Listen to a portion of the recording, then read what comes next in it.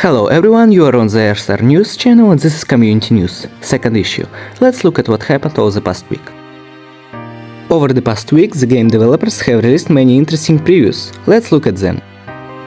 In the first preview from SQDev, we see football-themed objects, but they were already in the game. I think the developer wanted to show us the possibly modified hitboxes of these objects. The second preview is much more informative. Obviously, in the upcoming update we will have a new trigger that changes the position of tiles and objects to the opposite position relative to the symmetry axis. Before this, the trigger was already shown in more crude form, but now it looks quite presentable. Finally, a game pause menu will be added, which will make completing levels more comfortable. Before this, it was impossible to pause the game without exiting the level. The pause menu looks very interesting and fits with the theme of the game. In addition, the developers deliberately made it a little darker for a more pleasant feeling during the game. Naturally, settings have also been added to the pause menu. You may say, oh, these useless non-working settings. However, the settings have finally been updated, and it's awesome.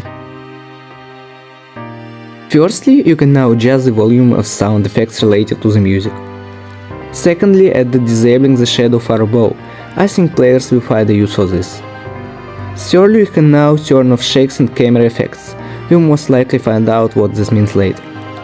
Disabling this will obviously be available either only in all levels or only to developers. There is no more information about the upcoming update yet. Let's move on to news from the competitive side of the game. Over the course of the week there have been quite a few increases in rank among players. A new system has also been added to determine the true playing strength of the top 10 players. Player Pixtinum turned out to be worthy of promotion given the third YAS rank now. Cyanrek finally met the second YAS tier norm with a game power of 1175 LO. Recently returning player Did was able to prove his skill by completing the first YAS tier with a game power of 1312 yellow. The player who is still considered to be the most skillful among all, Tori, was finally able to get an adult rank with a game strength of 1587 LO. Among the creators, several people also finally confirmed their titles. One of the oldest creators, Sprite, has finally achieved the first YAS rank. I can only wish him good luck in achieving the adult rank. Together with him, Huitran received the first YAS category. Interestingly, he was active before, but is now slowly falling down the leaderboard. Another player has finally received the third adult rank. This is Amber, a player who follows in the footsteps of the leader of the creator leaderboard and who has playing power of 1473 LO.